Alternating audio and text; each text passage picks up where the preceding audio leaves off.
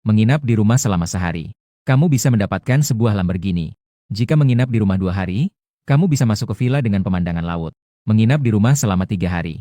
Bahkan langsung menjadi orang terkaya di dunia. Kamu yang berbaring di rumah sambil memegang ponsel menemukan sebuah cerita yang menyenangkan.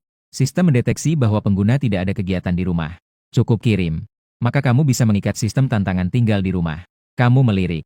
Siapa yang percaya ini? Lalu kamu mengirimnya dengan sembarangan. Tidak lama kemudian, suatu suara tiba-tiba terdengar di dalam kepalamu. Selamat, sistem tantangan tinggal di rumah telah berhasil terhubung. Semakin lama tinggal di rumah, hadiahnya semakin melimpah. Matamu berbinar. Ternyata ini bukan mimpi. Mengirim 3 emoji kepala anjing ternyata memberikan keberuntungan. Tapi apa sebenarnya tantangan tinggal di rumah ini? Kamu cepat memahami dan akhirnya mengerti. Asalkan tinggal di rumah selama 24 jam penuh, kamu bisa mendapatkan satu kesempatan hadiah. Hadiah termasuk mobil mewah, villa, dan saham. Tinggal di rumah secara terus-menerus selama seminggu, sebulan, setahun, atau bahkan 10 tahun. Juga bisa membuka pencapaian. Mendapatkan hadiah pencapaian yang lebih kaya. Ini terlalu mendebarkan, kan? Setiap hari tidak melakukan apa-apa. Setiap hari di rumah ada hadiah. Tantangan tinggal di rumah hari pertama dimulai. Waktu tersisa 23 jam 59 menit 59 detik. Selama ini tidak boleh keluar rumah. Jika tidak, tantangan gagal. Kamu melihat waktu. Jam 11 tepat tunggu sampai jam 11 besok. Maka kamu bisa mendapatkan hadiah tinggal di rumah. Kebahagiaan datang terlalu tiba-tiba. Membuatmu sejenak tidak tahu harus melakukan apa. Kamu baru saja bersiap membuka ponsel untuk bermain. Telepon berbunyi. Itu adalah mantan rekan kerja Zhang Xiaohui. Adik tingkat, aku bantu kamu mencari pekerjaan baru. Kamu rapikan chefmu dan berikan satu salinan padaku. Saya akan membantu Anda mengirimkan pesan kepada sahabat saya. Dia bekerja sebagai asisten di departemen HR di perusahaan itu. Anda diberhentikan dari perusahaan Anda. Banyak rekan kerja yang bersorak gembira. Menambah penderitaan orang yang sudah jatuh. Namun Zhang Xiaohui membantu dirinya sendiri mencari pekerjaan. Sangat tersentuh di dalam hati. Hanya saja bagi dirinya sendiri. Sudah tidak perlu lagi. Kakak, terima kasih atas bantuanmu. Niat baik, tapi tidak perlu. Zhang Xiaohui sangat terkejut. Mengira kamu tidak puas dengan gaji pekerjaan ini. Apakah ada yang tidak kamu sukai dari pekerjaan ini? Kakak, jangan salah paham. Saya tidak merasa tidak puas. Hanya saja saya tidak berniat untuk pergi bekerja. Apakah keluargamu kaya?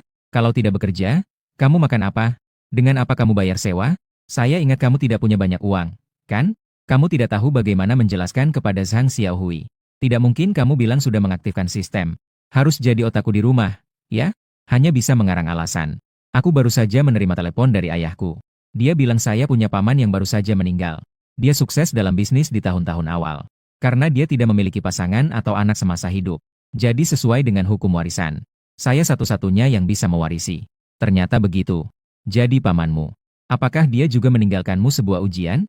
Mengharuskanmu menghabiskan 1 miliar dalam sebulan. Agar bisa mewarisi harta peninggalan. Zhang Xiaohui sedikit bingung. Ternyata pria memang semua seperti babi besar. Apa dia benar-benar mengira dia belum pernah melihat raja kekayaan kota Sihong? Sudahlah, saya tidak akan berbicara lebih banyak. Nanti saja jika kamu ingin kembali bekerja. Saya akan membantumu mengatur pada saat itu. Jika kamu kekurangan uang, beritahu saya. Kakak senior melindungimu. Adik bau itu mematikan telepon. Kamu merasa terharu. Tiba di kota yang asing ini, Hangxi. Bisa bertemu dengan kakak senior dari alma mater adalah hal yang beruntung. Kamu diam-diam mengingat perasaan ini di dalam hati. Tunggu sampai kamu sukses. Harus ada imbalan 10 kali lipat. Zhang Xiaohui setelah 3 tahun memasuki masyarakat. Tidak sedikit mendapatkan perhatian dari Zhang Xiaohui. Setelah makan malam dengan makanan pesanan, istirahatlah lebih awal. Tidur ini langsung sampai pukul 11 tepat. Sisa waktu 5 detik. Tugas ini selesai terlalu mudah. Selamat kepada pemilik, tantangan berhasil. Mendapatkan hadiah besar untuk tantangan. Apakah ingin dibuka? Tanganmu tiba-tiba bergetar sedikit. Dibuka? Selamat kepada pemilik, mendapatkan sebuah Lamborghini. Sudah dimasukkan ke dalam gudang. Harap perhatikan untuk menerima. Tantangan tinggal di rumah akan otomatis dimulai keesokan harinya. Waktu tersisa 23 jam 59 menit 59 detik. Selama itu tidak boleh meninggalkan rumah. Jika tidak, tantangan akan gagal. Kamu sama sekali tidak menyadari. Tantangan keesokan harinya dimulai. Mata penuh dengan Lamborghini baru itu. Kecuali benda ini sudah ada sejak lahir. Jika tidak, seumur hidup ini sepertinya sulit didapat. Dan kini aku memiliki satu. Kamu melihat ke gudang sistem. Klik untuk mengambil. Pengambilan berhasil. Lamborghini sudah diambil ke tempat parkir terdekat. Kamu tidak bisa tidak terpesona. Sistem ini benar-benar hebat. Kamu menemukan kunci mobil muncul di sofa. Dan juga sertifikat kepemilikan kendaraan. Di atasnya tertulis namamu sendiri. Setiap hari di rumah menjadi otakku. Memberi saya Lamborghini juga tidak ada gunanya. Kamu tidak berencana untuk keluar dengan cepat. Hadiah sehari begitu baik. Lalu minggu itu. Apa hadiah selama 1 bulan akan seperti? Kamu masih ingin menantang. Lihat apa hadiah yang lebih hebat di belakang sana. Lagi pula, tidak keluar untuk sementara waktu. Lebih baik jual mobilnya. Ubah jadi uang dan kemudian sewa beberapa pelayan. Merasa seperti orang penting sendiri. Semakin kau berpikir, semakin bersemangat. Langsung buka website mobil bekas. Meninggalkan alamat. Cepat menerima balasan dari layanan pelanggan. Pihak tersebut menyatakan, akan ada perantara yang datang untuk mencatat informasi kendaraan, melihat kondisi mobil sport, melakukan penilaian harga awal. Tidak lama kemudian, seorang pria dan wanita perantara datang. Setelah membuka gerbang, kedua orang itu segera bekerja. Sebenarnya ketika mereka sampai di bawah, mereka berdua terlihat sedikit agresif. Ini bukan daerah orang kaya. Bahkan bisa dibilang ini adalah kompleks yang sangat buruk. Orang yang tinggal di tempat seperti ini mungkin bisa membeli Lamborghini. Informasi dan gambar yang terlihat di situs web Supercar. Mobilnya masih baru. Namun, pada saat perantara membuka pintu, sudah bisa dipastikan bahwa kau hanyalah orang biasa. Hari ini pasti hanya kebodohan. Jika kau memiliki Lamborghini, apakah kau masih akan tinggal di tempat yang jelek ini? Selamat pagi, Tuan. Apakah Anda yang ingin menjual Lamborghini? Kakashi, kamu masih bertanya apa padanya? Ini tidak jelas? Anak ini hanya mengacau saja. Sayang, aku pikir aku bertemu dengan klien besar. Bahkan berharap bisnis ini bisa berhasil. Setidaknya bisa mendapatkan komisi puluhan ribu. Hasilnya, setelah lama, hanya sia-sia. Benar-benar menyebalkan. Mobilmu parkir di mana? Apakah kamu bisa membawakan kami untuk melihatnya? Supaya kami bisa melakukan penilaian awal. Agen wanita menunjukkan kesabaran yang tinggi. Aku tidak keluar. Kau pergi melihat sendiri saja. Ini adalah sertifikat kepemilikan. Kau bisa memverifikasi. Ngomong-ngomong, aku tidak suka dia. Cukup kamu yang bertanggung jawab atas hal ini. Kau melihat ekspresi acuh tak acuh dari agen pria. Tentu saja itu juga butuh keberanian. Pasti tidak akan membiarkannya mendapatkan uang dariku. Agen pria juga tersenyum sinis setelah mendengar itu. Yang palsu masih bisa berpura-pura sungguhan. Agen wanita dengan senyum profesional. Aku akan pergi melihatnya sekarang. Melakukan penilaian harga awal. Setelah tiba di tempat parkir, dengan cepat melihat Lamborghini itu. Dipastikan benar-benar baru. Tidak lama kemudian, kedua orang itu kembali. Sikapnya semakin hormat. Tuan sudah memastikan. Lamborghini terbaru. Tidak ada masalah sedikit pun. Agen Liu di samping juga tampak berkeringat dingin. Ketika dia memeriksa dengan teliti. Ketika Lamborghini tidak memiliki masalah sama sekali. Dia mulai sedikit panik. Apakah ini seorang miliarder muda yang datang untuk merasakan hidup? Bertengkar dengan anggota keluarga. Terputus sumber penghasilan. Jadi terpaksa menjual mobil mewah. Saya telah menyinggung seorang miliarder muda.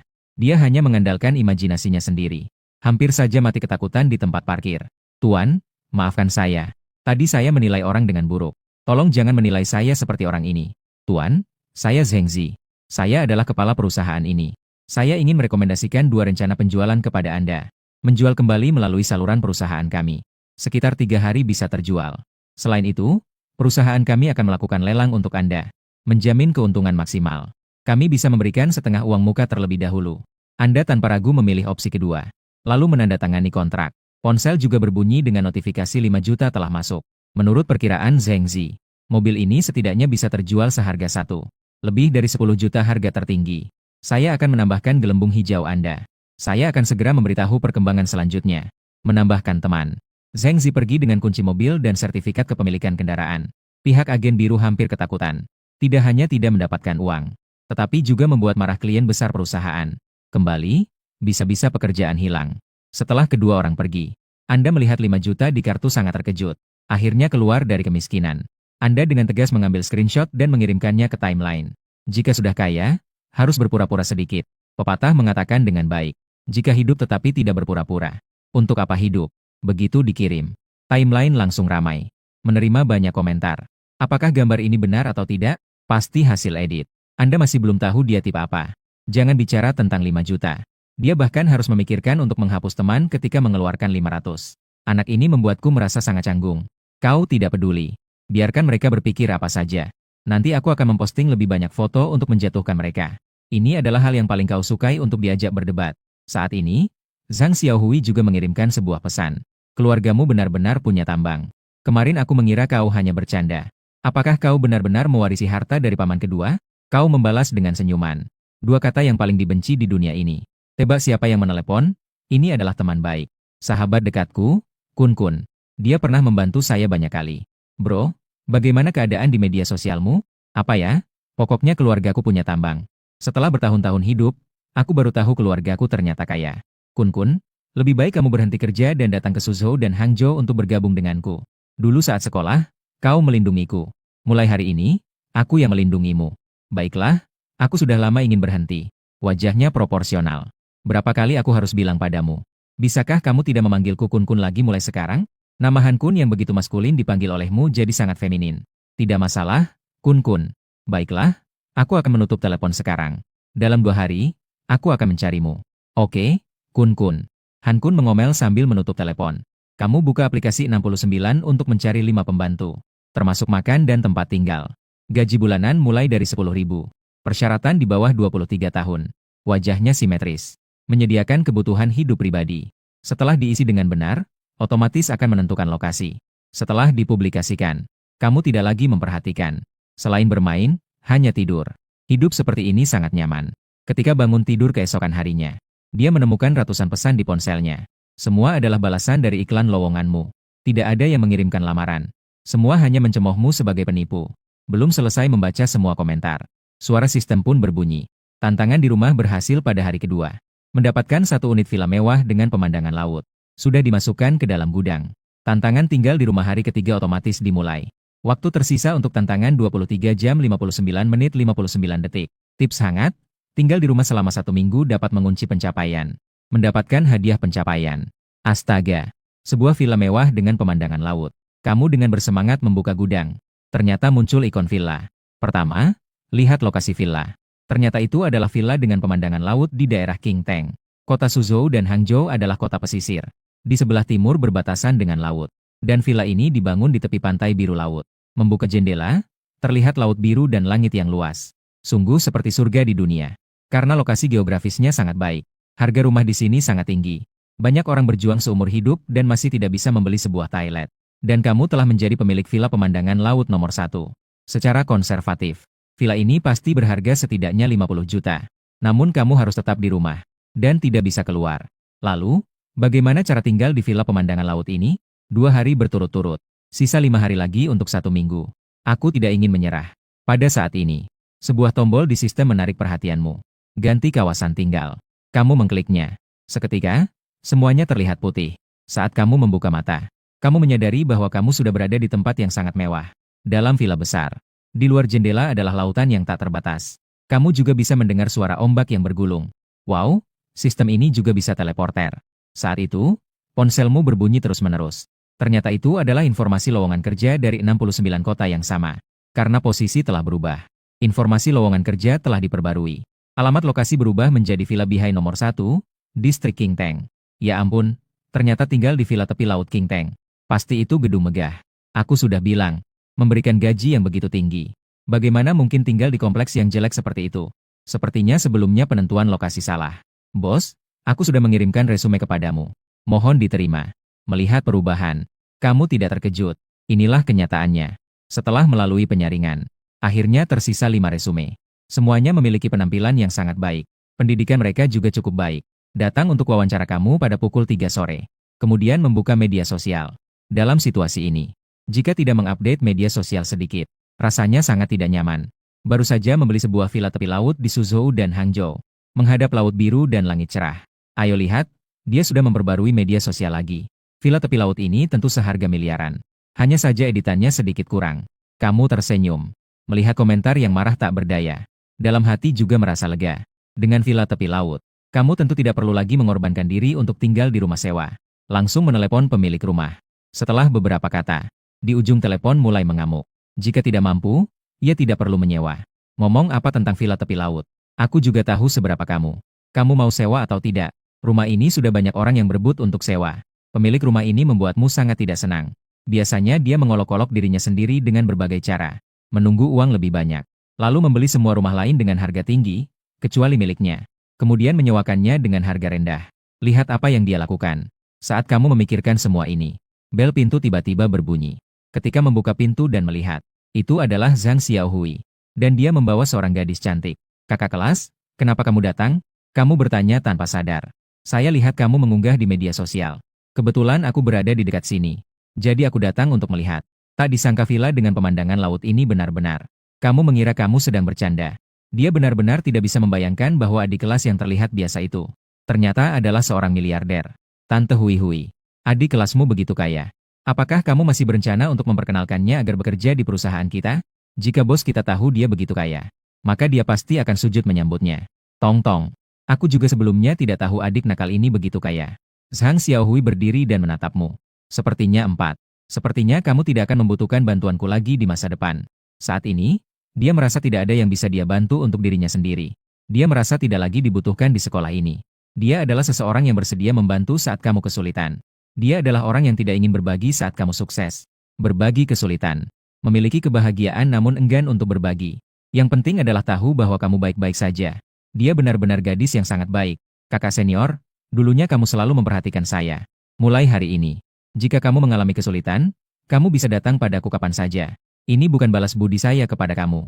Hanya persahabatan murni antara kita. Selain itu, siapa bilang saya tidak akan meminta bantuanmu di masa depan? Sekarang saya meminta bantuanmu. Saya tidak tahu apakah kamu mau. Apakah ada hal lain yang dapat saya bantu? Zhang Xiaohui bertanya dengan penuh rasa ingin tahu. Ada yang datang untuk melamar sebagai pelayan di sore hari. Tolong bantu saya untuk melakukan pemeriksaan saat itu. Zhang Xiaohui menggelengkan kepala dengan putus asa. Bukankah ini berarti mencoba keterampilan pelayan? Baiklah, saya akan membantumu sekali lagi. Sampai pukul 3 sore. Wawancara dimulai. 5 gadis telah tiba di villa. Mereka sudah ternganga melihatnya. Ini terlalu mewah, bukan? Betapa baiknya jika bisa menjadi nyonya di sini. Seluruh proses wawancara berjalan lancar. Tidak ada yang membuat orang merasa tidak puas. Segera menandatangani kontrak kerja dengan beberapa orang. Pekerjaan setelah tuan. Mohon banyak perhatian untuk pekerjaan ini. 5 pelayan gadis memberi penghormatan dan berkata, asalkan bekerja dengan baik. Gaji sebesar 10.000 hanyalah gaji pokok. Jika bekerja dengan baik, ada komisi juga. Sangat lembut. Tidak ada kesombongan dan kelancangan dari anak orang kaya. Mereka berlima saling memandang. Mereka bersyukur. Jarang sekali bertemu bos yang begitu baik. Jika mereka tidak bekerja dengan baik, mereka akan merasa tidak pantas mendapat perlakuan seperti ini. Villa ini terlalu besar. Malam gelap, tinggal sendirian di sini tidak nyaman. Kalian tinggal di sini saja.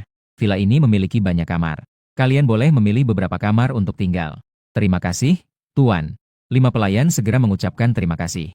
Lalu mereka dengan senang hati memilih kamar. Zhang Xiaohui mengambil beberapa foto dan kemudian pergi. Dengan cepat membagikannya di grup rekan kerja.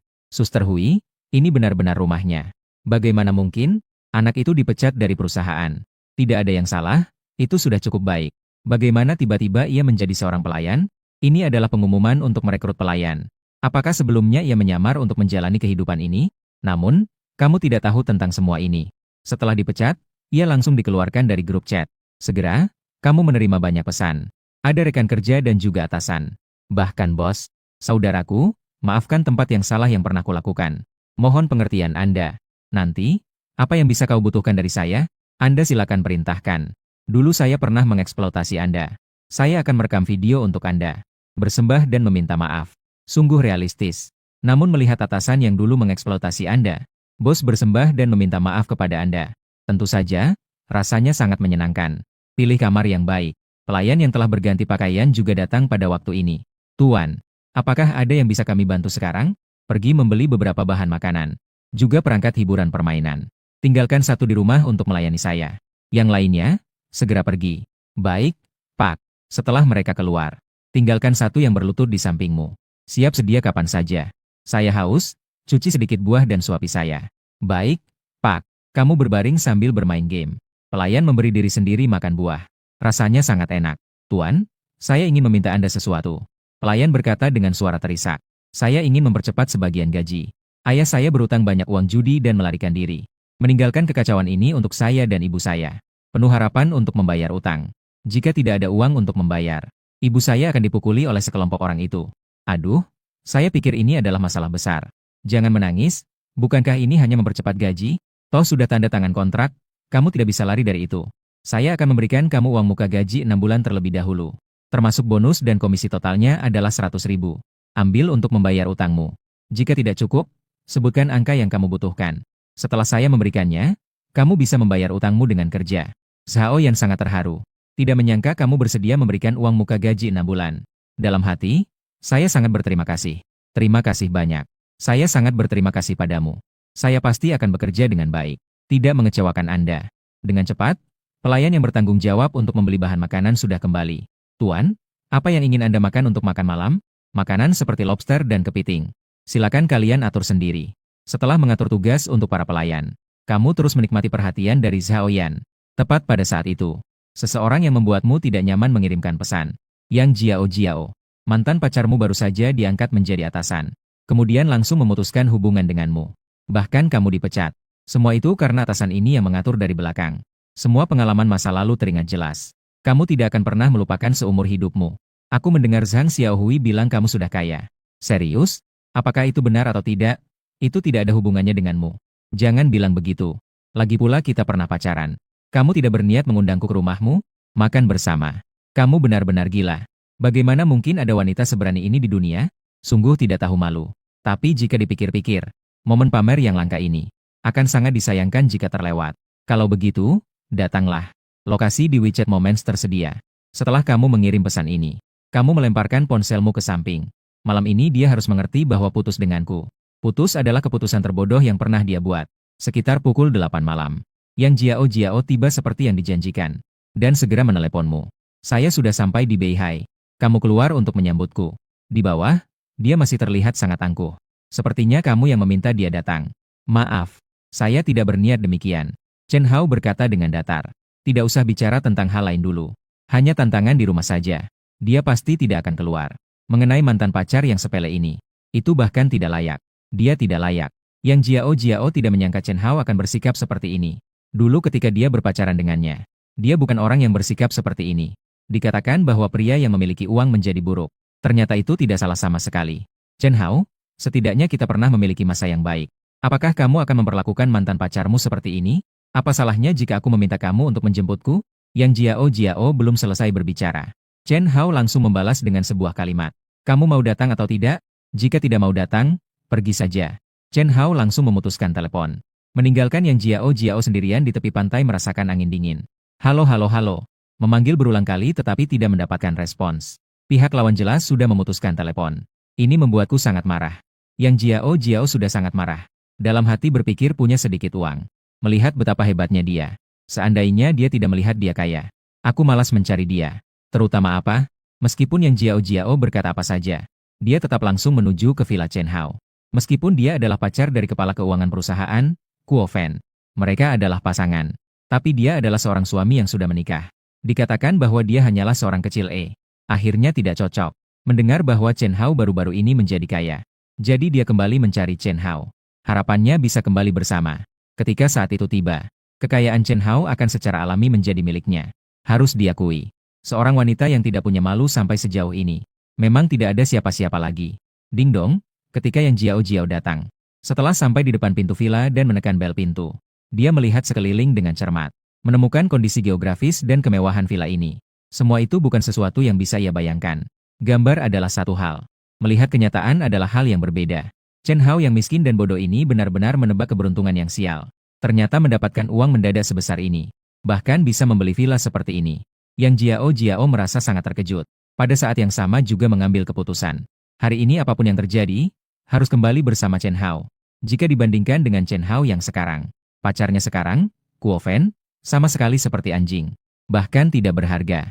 Ketika pelayan membuka pintu, Yang Jiao di luar pintu masih melihat sekeliling. Yang Jiao melihat wanita cantik yang berdiri di depannya. Setelah pelayan itu, secara sadar mengucapkan permintaan maaf. Saya mungkin salah pintu. Setelah mengucapkan kata-kata ini, Yang Jiao baru saja berbalik untuk pergi. Pelayan di depannya segera berkata, "Permisi, apakah Anda Yang Jiao? Tuan sudah menunggu di dalam untukmu. Masuklah." Baru sekarang Yang Jiao menyadarinya. Wanita cantik di depan ini adalah pelayan Chen Hao Zhao. Melihat penampilan dan proporsi tubuhnya, Yang Jiao merasa sangat malu. Padahal dia sangat sombong. Hasilnya, dia bahkan tidak sebanding dengan pelayan Chen Hao.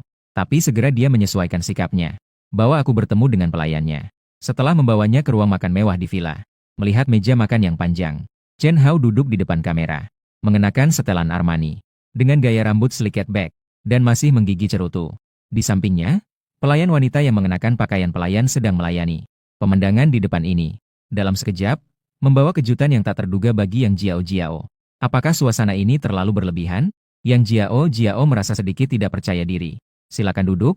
Chen Hao menghisap cerutu sejenak. Lalu ia berkata dengan tenang. Setelah Yang Jiao duduk, Chen Hao terlebih dahulu mengambil anggur merah di depannya. Lalu mengangkat gelasnya dari jauh. Kemudian ia mengambil seteguk. Ini adalah Lafite tahun 82. Sedikit manis, cocok untuk diminum. Semoga kamu tidak keberatan. Chen Hao. Kata-kata ini seketika membuat Yang Jiao bingung. Sudahlah, katakan saja. Ada urusan apa kamu mencariku? Setelah selesai minum, Chen Hao bertanya langsung. Ia menatap Yang Jiao. Yang Jiao langsung terkejut. Ia tidak tahu harus berkata apa. Sebelum masuk, ia masih mempertahankan sikap angkuhnya seperti biasa. Namun melihat pemandangan yang begitu mewah ini, ia sudah tidak tahu harus berkata apa lagi. Ia tiba-tiba merasa sangat bodoh. Sangat konyol. Chen Hao dan Yang Jiao tergagap. Saya datang hari ini. Sebenarnya ingin meminta maaf padamu. Coba katakan mengapa kamu harus minta maaf padaku. Chen Hao meletakkan gelas anggurnya. Kedua tangan disilangkan. Dengan wajah seolah bermain WeChat menatapnya. Dia ingin sekali mendengar. Apa yang bisa keluar dari mulut anjing ini? Sebenarnya, saya benar-benar menyesal sekarang. Chen Hao mengeluarkan suara, oh, dengan datar.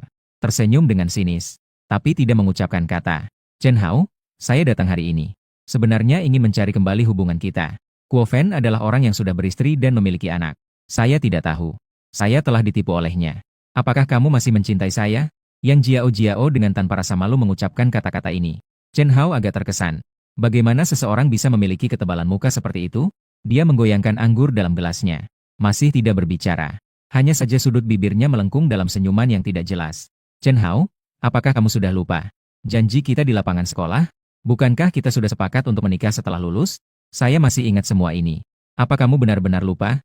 Yang Jiao berbicara satu kalimat demi satu kalimat. Dia bisa mengucapkan kata-kata yang sangat tidak tahu malu. Chen Hao tetap tidak berbicara. Tidak mengucapkan sepatah kata pun. Yang Jiao mulai sedikit panik.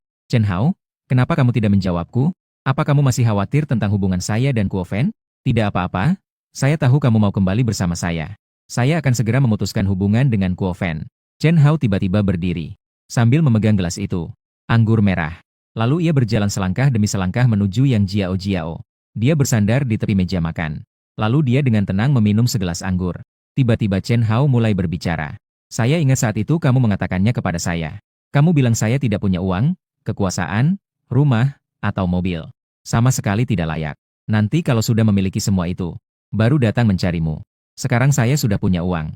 Ada sesuatu yang tidak beres juga. Sudah memiliki segalanya. Chen Hao meneguk sedikit anggur merah. Sebuah pertanyaan yang samar. Tetapi masalah sekarang adalah, apakah kamu pikir kamu layak untukku? Menghadapi pertanyaan yang dilontarkan oleh Chen Hao, Yang Jiao sangat merasa tidak percaya diri. Jujur saja, dia memang tidak layak sekarang. Tapi dia tebal muka. Jadi dia terus berbicara tanpa rasa malu. Chen Hao, saya sudah tahu saya salah. Maafkan saya sekali saja. Saya berjanji di masa depan apapun yang kamu minta, saya akan melakukannya. Mendengar Yang Jiao berkata seperti itu, Chen Hao tiba-tiba tersenyum di sudut bibirnya. Menjadi sedikit tertarik. Baiklah, jadi awalnya jadi pelayan saya. Dan itu adalah yang tidak dibayar. Apakah kamu mau? Bagaimanapun, Yang Jiao adalah seorang dewi. Setidaknya dia adalah sosok yang terkenal di perusahaan. Banyak orang melihat wajah supervisor keuangan Kuo Fen. Akan memanggilnya, kakak. Jika orang-orang di perusahaan tahu, dia menjadi pelayan bagi Chen Hao. Tidak boleh sampai dia menjadi bahan tertawaan. Ini tidak bisa. Yang Jiao menolak dengan suara pelan. Chen Hao meletakkan gelas anggurnya. Segera bergerak dari sisi meja makan. Oke. Karena itu masalahnya, 4. Kalau begitu, saya tidak ada masalah. Silakan kembali. Sikap Chen Hao tiba-tiba berubah. Yang Jiao sangat ketakutan. Maka dia segera kembali bersikap baik. Saya bersedia menjadi. Asalkan kamu kembali bersamaku. Aku akan melakukan apapun yang kamu inginkan. Bagus, pergi ambilkan saya air untuk mencuci kaki. Layani saya untuk mencuci kaki. Chen Hao berkata dengan sangat percaya diri. Membiarkan mantan pacar mencuci kakinya. Ini sangat menyenangkan. Membuatnya menyesal. Kesakitan dan keputusasaan. Meskipun Yang Jiao mencintai uang, dia memiliki harga diri yang sangat tinggi. Chen Hao sebenarnya sengaja menghina dia. Tetapi pada akhirnya, dalam situasi uang, dia tetap menundukkan harga dirinya. Baiklah, saya akan mencuci kakimu. Maka, Yang Jiao menyiapkan semangkuk air untuk mencuci kaki. Kemudian benda itu diletakkan di depan Chen Hao. Dia setengah berlutut di tanah sambil mencuci kaki Chen Hao. Namun Chen Hao dengan sembarangan mengibaskan. Langsung menendang air cuci kaki hingga tumpah. Mengotori seluruh tubuhnya dengan minuman. Apa kamu punya pendapat atau tidak? Melihat wajah yang Jiao yang demi uang ini, melepaskan muka yang kehilangan martabat, Chen Hao semakin melihat semakin ingin muntah. Setelah selesai mencuci kaki, Yang Jiao bertanya, apakah kaki juga sudah dicuci? Bisakah kita kembali bersama? Maaf, saya hanya setuju untuk mempertimbangkan. Saya tidak mengatakan harus kembali denganmu. Ekspresi Yang Jiao tiba-tiba berubah. Dia akhirnya menyadari bahwa dirinya telah diperdaya. Chen Hao tidak menjanjikan apa-apa. Sebaliknya, malah membuat dirinya mencuci kaki untuknya. Chen Hao, kamu benar-benar keterlaluan. Ingat baik-baik, saya, Yang Jiao, akan membuatmu menyesali tindakanmu hari ini. Selamat jalan, tidak perlu mengantar. Chen Hao berbaring di sofa sambil bermain ponsel. Wajahnya menunjukkan ketidakpedulian. Dia tidak mungkin kembali bersama wanita hina seperti Yang Jiao. Jangan bikin dia merasa jijik.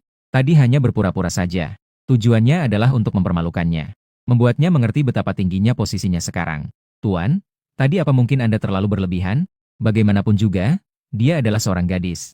Setelah Yang Jiao pergi dengan marah, para pelayan di sampingnya dengan sedikit ragu berkata, apakah itu berlebihan?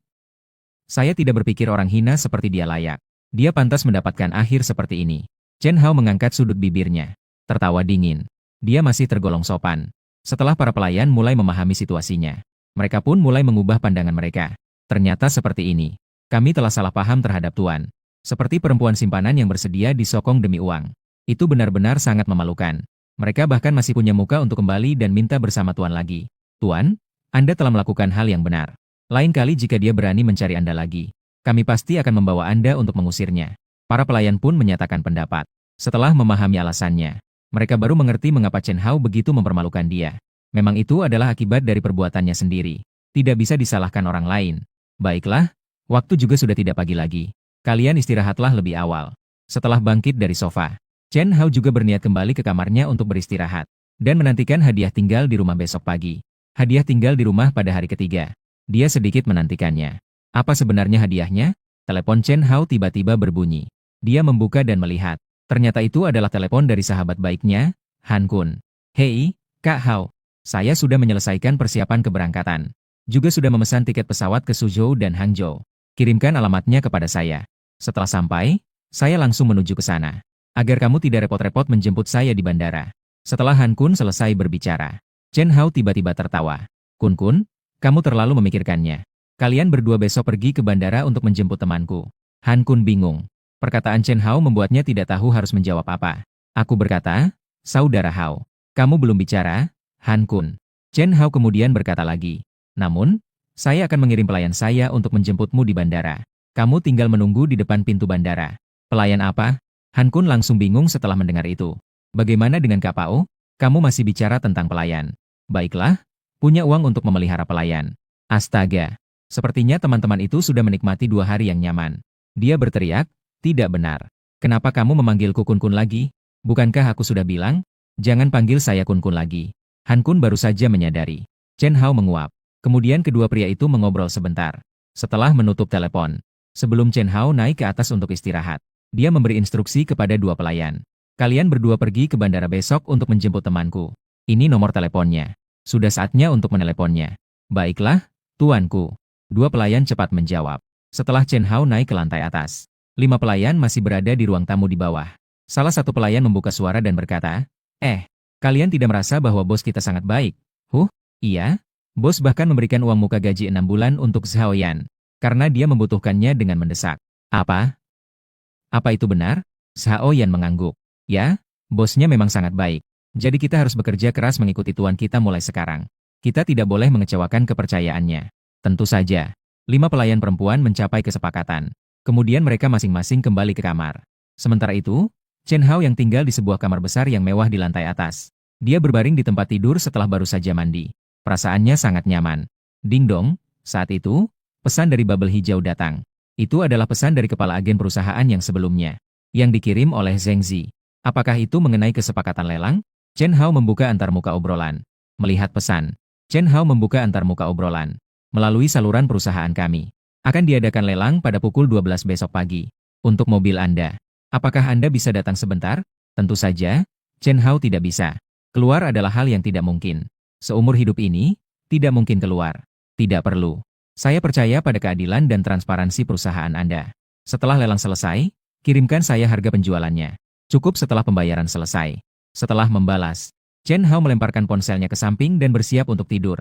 Namun, saat itu Zheng Zi mengirim pesan, mengatakan bahwa Tuan Chen tersebut, setelah lelang selesai, bolehkah saya mengundang Anda untuk makan malam secara pribadi? Ini adalah undangan pribadi semata. Apakah Anda punya waktu? Menghadapi undangan Zheng Zi, Chen Hao agak terkejut. Pihak tersebut memang seorang wanita cantik. Chen Hao sangat ingin menerima. Tapi masalahnya adalah tidak bisa keluar. Ini menjadi canggung. Maaf, saya tidak punya waktu.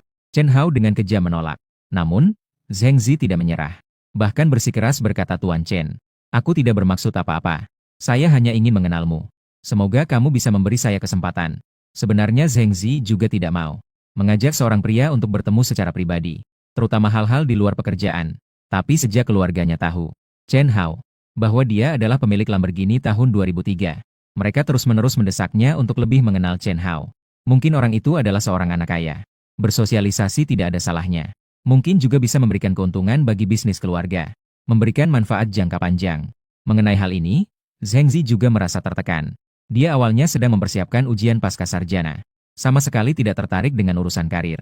Tetapi keluarganya tidak memperdulikan penolakannya. Memaksa dia untuk masuk perusahaan dan sementara menjadi pemimpin. Berkenalan dengan lingkungan. Agar di masa depan bisa mengambil alih seluruh proyek anak perusahaan grup. Zheng Zi merasa lelah. Tapi tidak ada yang bisa dilakukan. Hanya bisa menyetujuinya. Ini baru saja mengambil alih sebagai pemimpin. Keluarganya segera mendesaknya untuk lebih mengenal Chen Hao. Baiklah, datanglah ke rumah saya. Aku akan mentraktirmu. Saya akan mengirimkan alamatnya nanti. Chen Hao akhirnya setuju. Tan Shi berkata, dia masih memiliki sedikit ketertarikan pada Zheng Zi, gadis itu. Kesan pertamanya terhadapnya cukup baik. Lagi pula, dia adalah seorang wanita cantik yang setara dengan Dewi. Mengundang secara aktif. Jika menolak berulang kali, khawatir membuatnya merasa malu. Itu sangat baik. Kebetulan saya juga ingin mencari kesempatan untuk berkunjung. Oke, kita sepakat. Besok malam bagaimana? Chen Hao mempertimbangkannya sejenak. Lalu dia menjawab, ya. Kebetulan besok malam saya ingin mengadakan acara untuk teman. Menambah satu orang tidak masalah. Nanti datanglah lebih awal. Setelah itu, Chen Hao tidak membalas pesan lagi. Dia pun tidur. Namun, Zheng Zi merasa sedikit tidak nyaman. Apa maksudnya menambah satu orang tidak masalah? Apakah berarti jika saya mengundangnya secara aktif? Dia sama sekali tidak merasakannya? Zheng Zi merasa sangat tidak nyaman. Bukan karena dia narsis. Tapi karena dia memang seorang dewi. Tidak peduli latar belakang keluarga, daya tarik, penampilan, dan berbagai aspek lainnya. Semuanya adalah yang terbaik dari yang terbaik. Di depan sebagian besar pria, pasti tidak ada yang bisa menandingi senyumnya yang mempesona. Apalagi untuk mengundang dengan aktif. Diperkirakan tidak tahu berapa banyak pria yang akan gila. Namun, Chen Hao sama sekali tidak bereaksi. Bagaimana bisa ada orang yang aneh seperti ini? Zheng Zi mengerucutkan bibir kecilnya. Merasa sedikit aneh tetapi tidak percaya bahwa daya tariknya begitu buruk sehingga tidak dapat menarik Chen Hao. Dia menantikan pertemuan malam besok. Keesokan harinya, sekitar pukul 9 pagi, Han Kun sudah turun dari pesawat, sampai di bandara timur kota Dazhangsu Hangzhou, dan dua pelayan juga sudah pergi untuk menjemputnya lebih awal. Sementara Chen Hao masih terlelap, hingga akhirnya terbangun oleh para pelayan. Tuan harus bangun untuk sarapan. Setelah Chen Hao sadar kembali, dia mengulurkan tangannya dalam keadaan setengah sadar. Ada pelayan yang membantunya berpakaian dan mencuci wajahnya. Dia turun ke lantai bawah dan duduk di meja makan untuk makan dengan sederhana. Chen Hao kembali berbaring di sofa. Dia berencana untuk berbaring sepanjang hari. Berusaha itu tidak mungkin. Ikan asin adalah jalan terbaik. Oh ya, setelah terakhir kali bermain PUBG dia diusir oleh streamer loli itu. Tidak tahu sekarang bagaimana kabarnya. Dia masuk ke akun game. Masuk ke antarmuka game. Seperti yang diduga. Dia menerima pesan pribadi dari kelinci putih yang licik. Kelinci putih yang licik. Susah payah aku mendapatkan 8x kope untukmu. Kenapa kamu offline? Di mana kelinci putih jahat itu? Kemana kelinci putih yang licik pergi? Melihat pesan-pesan ini, Chen Hao masih menarik napas, merasa kedinginan di punggung. Semoga dia benar-benar seorang dewi loli, dan bukan nenek berusia 58 tahun yang menyamar sebagai loli. Maka Chen Hao membalas pesan bahwa dia ada urusan mendadak. Jadi dia terburu-buru untuk offline. Akhir-akhir ini sangat sibuk, jadi tidak ada waktu untuk online. Dengan cepat, lawan bicaranya membalas pesan. Ternyata seperti ini. Balasan pesannya cepat. Hampir sepanjang hari online. Katanya dia adalah seorang gadis yang kecanduan internet. Tapi apakah dia seorang gadis atau ibu-ibu? Chen Hao tidak terlalu jelas. Kita sudah saling kenal selama setengah tahun, kan? Belum menambahkan teman gelembung hijau.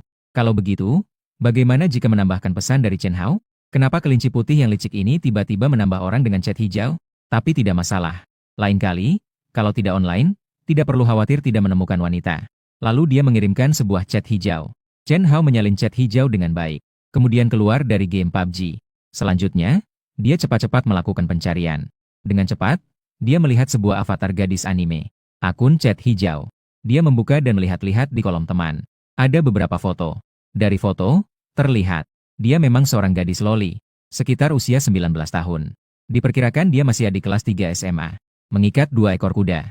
Memang terlihat imut. Tapi apakah itu sudah diedit? Saya kurang tahu. Itu sudah tidak jelas. Lagi pula, foto dan kenyataannya. Seringkali perbedaannya bisa sangat jauh. Namun, Chen Hao tetap mengajukan permintaan pertemanan. Lagi pula sekarang tidak ada kerjaan. Dengan cepat dia menyetujui permintaan pertemanan. Kelinci putih yang licik melihat Chen Hao membalas. Untuk sesaat, obrolan menjadi buntu. Sangat canggung tidak tahu harus berkata apa. Jadi, apakah foto ini adalah kamu? Apakah ini diedit? Chen Hao menunjukkan sifatnya yang lurus. Dia langsung screenshot foto dari media sosial lawan bicara. Dikirim ke sana. Kelinci putih yang licik. Chen Hao, kelinci putih yang licik. Apakah ada yang bertanya seperti itu? Kalau bukan saya, kenapa saya mengunggah itu? Kenapa? Kamu tidak berpikir saya pria, kan? Memang.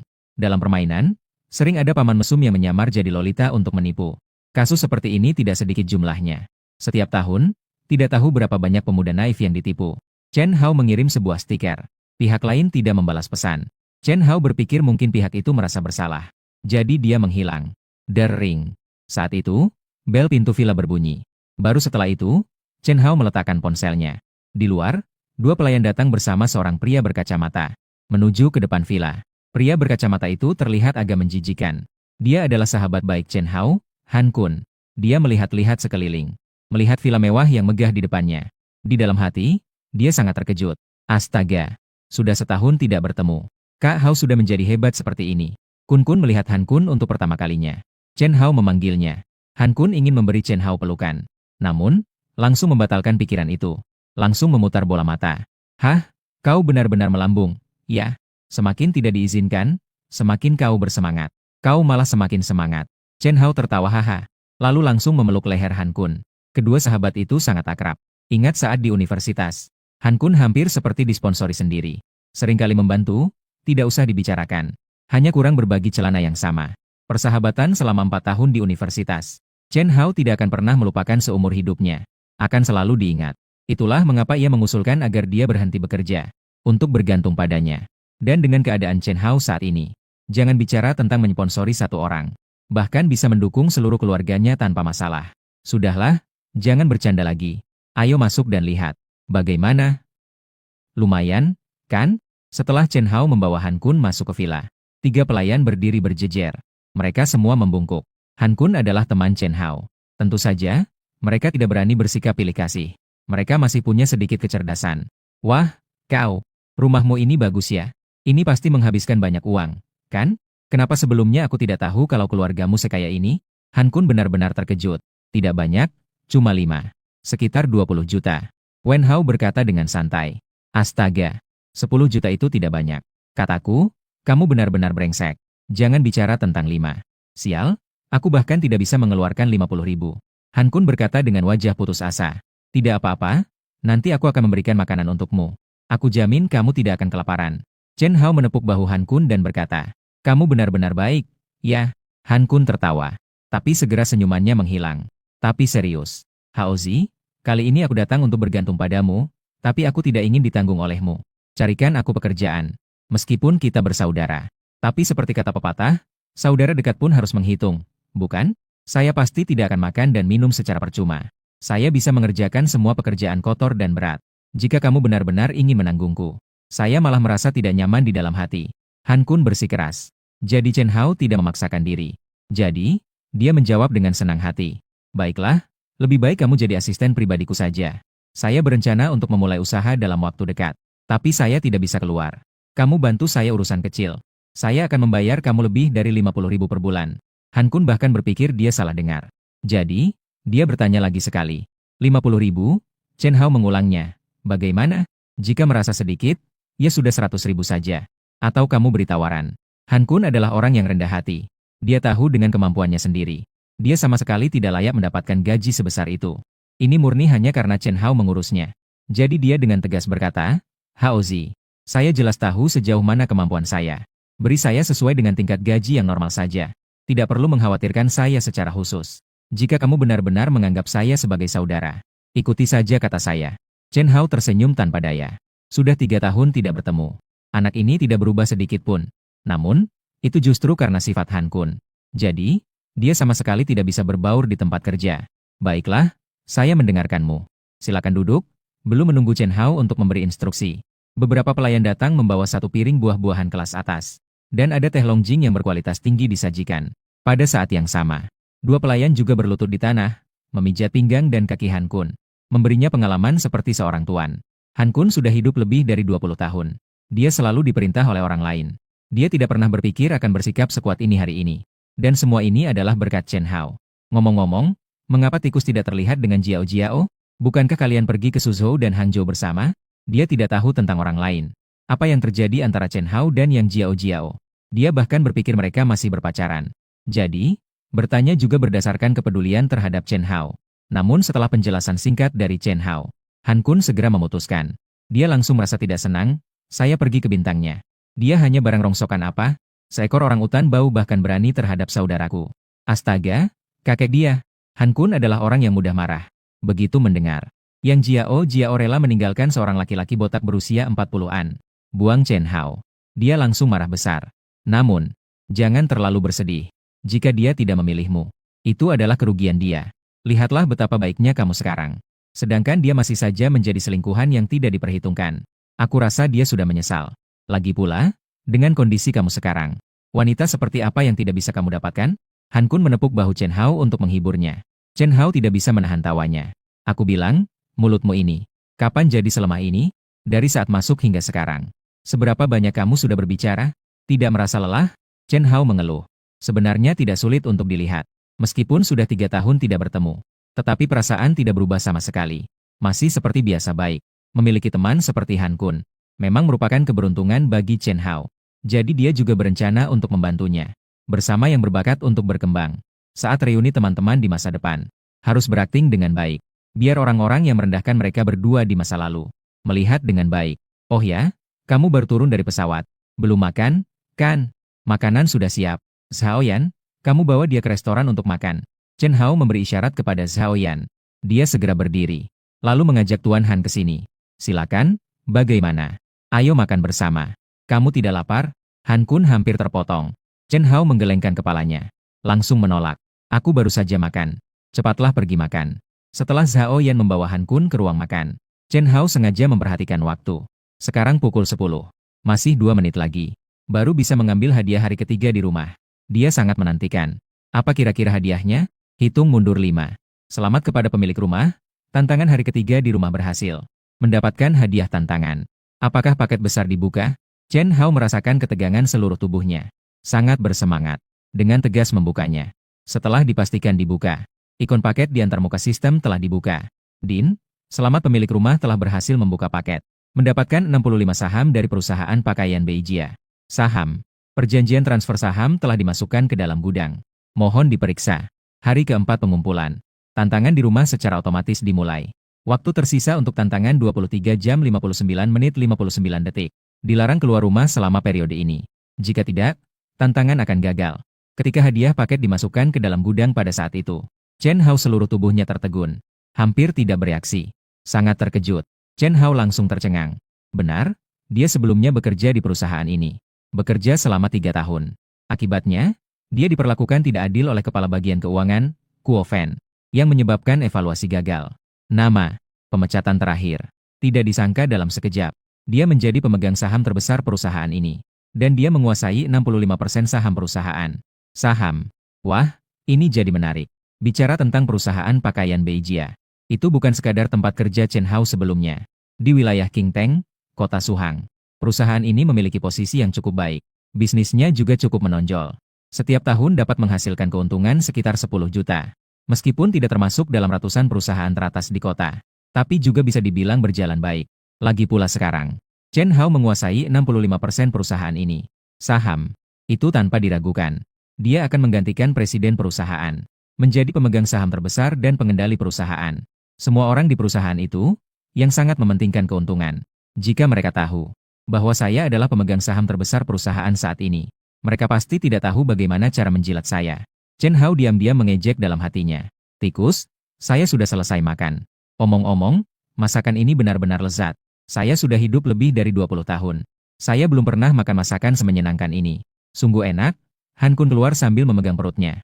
Dengan wajah yang puas. Kun, kamu datang tepat waktu. Kebetulan saya ada sesuatu untuk dibicarakan denganmu. Chen Hao berkata dengan sangat serius. Menyadari ekspresi serius Chen Hao. Jadi bahkan ketika dia memanggil Kun, kali ini Han Kun juga tidak berkata apa-apa. Apa itu? Han Kun bertanya dengan heran. Sambil berkata, dia lalu duduk di sofa atas isyarat Chen Hao. Duduk di sebelah Chen Hao. Chen Hao berkata dengan serius. Bukankah kamu tadi bilang, ingin saya mengaturkan pekerjaan untukmu? Kebetulan tidak tahu. Apakah kamu puas dengan posisi kepala Departemen Keuangan ini? Kepala Keuangan. Tidak salah, Chen Hao.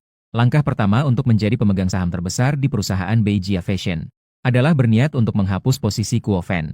Mengganti orang untuk menggantikannya. Tidak hanya karena perseteruan pribadi di antara mereka. Bahkan dari sudut pandang objektif. Orang ini bernama Kuo Fan. Baik untuk perusahaan maupun untuk keluarga. Sangat tidak memenuhi standar. Tidak hanya berselingkuh selama pernikahan dan memelihara Yang Jiao sebagai selingkuhan.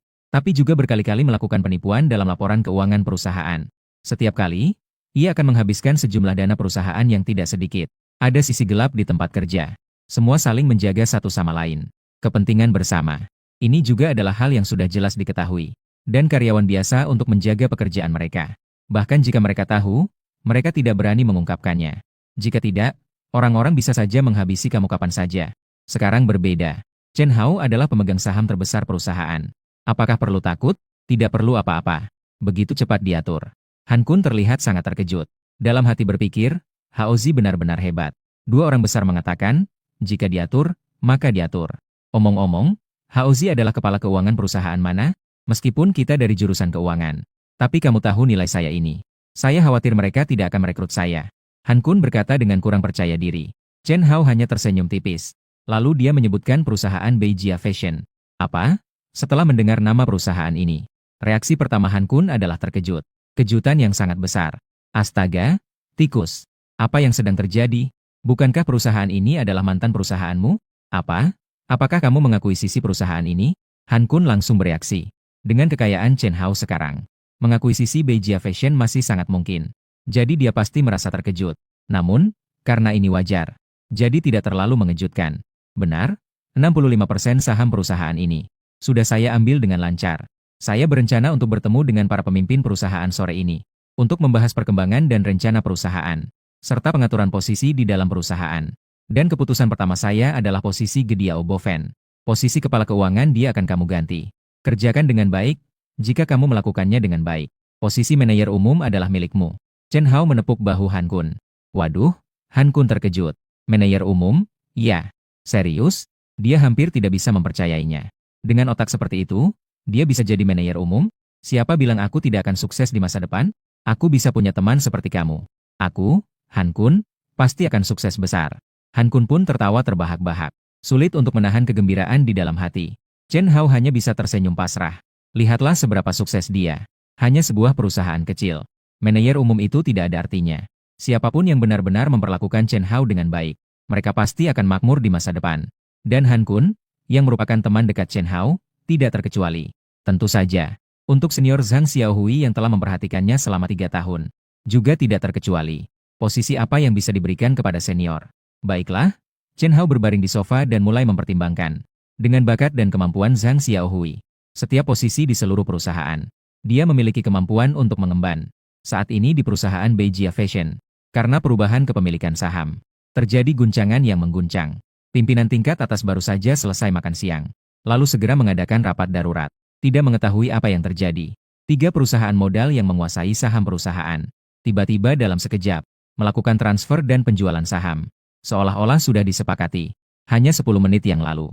Sebagai CEO perusahaan, Zhang Zhengliang baru saja menerima pemberitahuan. Zhang, ada yang tidak beres.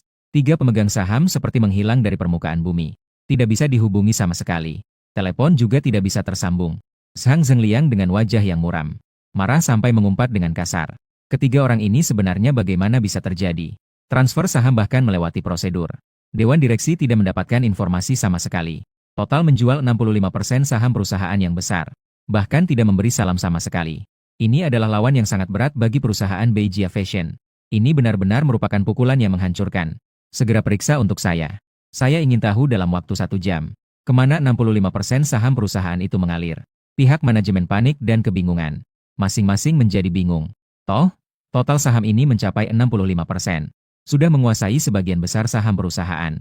Misalkan saham-saham ini mengalir ke tangan orang yang sama, atau ke tangan perusahaan yang sama. Maka dari situasi perusahaan, lawan akan mengambil alih Zhang Zhengliang, pendiri Beijia Fashion ini, menjadi pemegang saham terbesar perusahaan. Pengendali sebenarnya adalah Zhang. Saya segera memeriksa. Sekretaris segera melaksanakan. Pihak manajemen melanjutkan rapat darurat. Dan guncangan yang terjadi di dalam perusahaan tentu saja juga mengejutkan para karyawan. Semua orang berbisik-bisik. Banyak yang berdiskusi. Kalian tebak, saham perusahaan kita sebenarnya diakuisisi oleh perusahaan mana? Jangan-jangan ini adalah pesaing kita selama ini. Jika memang benar begitu, maka perusahaan kita akan tamat. Seharusnya tidak terjadi, kan? Siapa yang tahu? Namun, kenyataan bahwa perusahaan kita akan berubah hari ini. Pada saat yang sama, di kantor kepala bagian keuangan, Kuo Fen tentu saja juga mendapatkan berita mengejutkan ini. Namun bagi orang seperti dia yang mengabaikan perkembangan perusahaan, hanya memikirkan cara untuk meraih uang dan korupsi. Siapa yang menguasai perusahaan tidaklah penting. Yang penting bisa korupsi. Pada saat ini, Yang Jiao berlari masuk ke dalam kantor sambil menangis. Sayang, kali ini, apapun yang terjadi, kamu harus membuat keputusan untukku. Ada apa? Sayang, siapa yang mengganggumu? Beritahu aku akan membuatnya merasakannya. Melihat Yang Jiao yang menangis berlari masuk, Kuo Fen langsung marah. Dia adalah kepala keuangan perusahaan. Kepala bagian keuangan. Seluruh perusahaan. Siapa yang tidak tahu hubungan antara dia dan Yang Jiao? Bahkan bekas cacar saya pun berani mereka bully. Saya rasa dia sudah bosan hidup. Cepat bilang itu siapa si brengsek. Saya benar-benar tidak bisa membunuhnya. Kuo Fen memeluk Yang Jiao dan menghiburnya. Dan mengucapkan kata-kata keras. Sementara Yang Jiao bersembunyi dalam pelukan Kuo Fen dan menceritakan masalahnya. Bicara tentang itu, kedua orang ini benar-benar pasangan yang ditentukan oleh takdir. Mereka benar-benar serasi. Adalah Chen Hao, si brengsek itu. Dia tiba-tiba mengajak saya kemari malam. Dia bahkan bilang dia punya rahasia saya. Jika saya tidak pergi, dia akan membongkarnya. Setelah saya pergi, dia memaksa saya untuk berlutut dan mencucikan kakinya. Dia juga sengaja menghina saya dengan kata-kata, "Ming, sayang, kamu harus membantu saya, ya?" Mendengar Yang Jiao selesai berbicara. Setelah keluhan yang berlebihan ini, Kuo Fen yang sebelumnya marah langsung melemah. Apa yang Chen Hao lakukan? Kuo Fen menelan ludah. Jika itu sebelumnya, dia pasti akan tanpa ragu menghabisi Chen Hao. Tetapi selama waktu ini, dia sudah mendengar banyak tentang Chen Hao. Semua orang bilang dia mendapatkan kekayaan mendadak. Dia juga membeli sebuah villa tepi laut di Bihai. Sangat mengesankan. Dan dirinya sendiri, hanya seorang kepala keuangan kecil. Bagaimana mungkin dia bisa menentang orang kaya seperti itu? Dia bahkan bersyukur jika orang itu tidak membalasnya. Dia bahkan tidak berani mengganggu orang itu lagi. Yang terkasih, Kuo Fen merasa sedikit kesulitan. Tetapi terhambat oleh masalah harga diri pria. Dia juga tidak enak untuk menolak. Jadi, dia menelepon Chen Hao. Ingin meminta Chen Hao untuk minta maaf. Selama dia bisa menjaga harga dirinya, masalah ini bisa dianggap selesai. Bagaimanapun, dia juga tidak ingin memperbesar masalah. Karena sekarang, Chen Hao tak lagi menjadi orang kecil biasa seperti dulu. Villa dengan pemandangan laut biru. Chen Hao berbaring di sofa sambil bermain ponsel. Tiba-tiba sebuah telepon masuk. Itu dari Kuo Fen. "Hai, ada apa?" Chen Hao bertanya dengan datar. Sikapnya sangat dingin.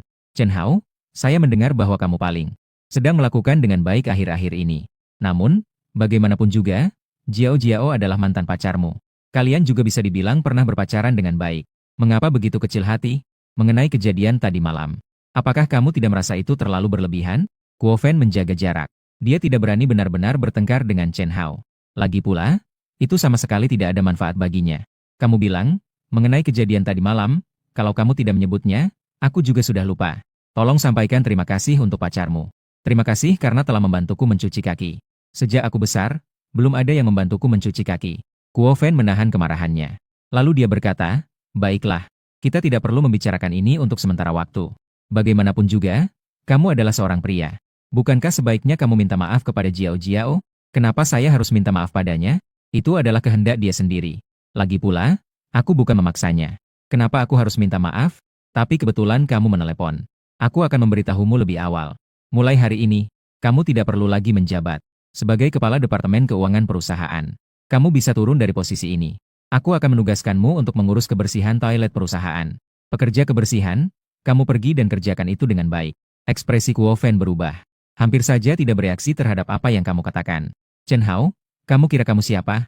Kenapa kamu berhak menentukan jalan posisiku? Apakah kamu pikir kamu adalah bos? Aku beritahu kamu. Jangan berpikir karena kamu beruntung, kamu bisa menguasai segalanya. Kamu jadi hebat banget, ya? Di seluruh negeri, orang-orang kaya sudah banyak. Kamu ini siapa? Baik, kamu tidak mau minta maaf, kan? Oke, kamu tunggu saja. Suatu hari nanti, aku akan membuatmu berlutut di depanku dan minta maaf. Kuo Fen dengan marah memutuskan sambungan telepon. Sama sekali tidak menunggu Chen Hao menyelesaikan berbicara. Sialan dia, hanya ada 2 uang receh. Lihat betapa hebatnya dia. Apa ini sebenarnya? Setelah panggilan berakhir, Chen Hao segera menelepon Zhang Xiaohui. Halo, kakak senior. Ayo datang ke sini. Tidak perlu pergi ke kantor sore ini. Zhang Xiaohui terlihat bingung. Dia benar-benar tidak tahu apa yang terjadi. Ketika Chen Hao mengambil dari gudang sistem, perjanjian pengalihan saham yang diambil dari gudang sistem, dan mengirimkan isi dokumen itu kepadanya. Zhang Xiaohui benar-benar terkejut. Saham 65 di perusahaan Chen Hao telah berpindah ke tanganmu. Zhang Xiaohui hampir tidak percaya matanya. Tidak menyangka perusahaan mengadakan rapat darurat. Mencari saham yang tidak menghasilkan selama 1 siang penuh. Sebenarnya benda itu ada di tangan Chen Hao. Setelah itu, dia meletakkan telepon, memanggil mobil dan pergi ke villa. Begitu dia masuk, Zhang Xiaohui segera bertanya. Chen Hao, cepat katakan padaku. Apa ini sebenarnya? Zhang Xiaohui sudah tidak sabar ingin tahu jalan cerita dari peristiwa ini. Lagi pula, perusahaan sudah kacau. Kakak kelas, kamu tidak perlu memperhatikan begitu banyak detail. Kamu hanya perlu tahu 2 hal saja. Saya akan menggantikan Zhang Zhengliang menjadi pemegang saham terbesar di perusahaan Beijia Fashion. Ketiga, kamu akan menjadi CEO keren di perusahaan ini. Zhang Xiaohui menunjuk dirinya sendiri. Belum bisa merespon. Saya tidak bisa. Saya tidak punya kemampuan sebesar itu. Zhang Xiaohui tidak menyangka. Sambil berbicara, Chen Hao menelepon Zhang Zhengliang. Ternyata akan membiarkan dirinya menjabat posisi yang begitu penting. Saya lebih tahu tentang kemampuanmu daripada siapapun. Kamu hanya butuh 1 kesempatan. Jadi, sudah diputuskan. Saya akan segera menghubungi manajemen perusahaan. Sambil berbicara, Chen Hao kemudian menelepon Zhang Zhengliang. Halo, ini Chen Hao. Bawa para pemimpin senior perusahaan ke Bihai sekali. Di dalam perusahaan Beijia Fashion. Zhang Zhengliang yang baru saja menerima telepon tampak kebingungan. Dia sama sekali tidak ingat siapa itu Chen Hao. Atau seorang sekretaris di sampingnya yang mengingatkan. Pak Zhang, Chen Hao adalah orang yang gagal dalam penilaian perusahaan beberapa waktu lalu. Yang dipecat itu. Dan ada sedikit konflik dengan supervisor Kuo. Kakak Hui selalu sangat memperhatikan. Keterampilan Zhang Xiaohui terlihat jelas di perusahaan. Jadi bahkan sekretaris presiden pun sudah mendengar tentang kemampuannya. Jadi begitu disebutkan nama Zhang Xiaohui, Zhang Zhengliang langsung mengerti. Ternyata itu adalah mantan karyawan perusahaan. Kamu menelepon untuk memohon padaku. Berjuang untuk kembali bekerja di perusahaan. Tidak perlu lagi repot-repot. Kemampuanmu tidak cukup. Penilaian tidak lulus. Pemecatan sudah dipertimbangkan berulang kali oleh perusahaan. Jadi tidak perlu sia-sia. Zhang Zhengliang belum selesai berbicara. Sudah berencana untuk menutup telepon.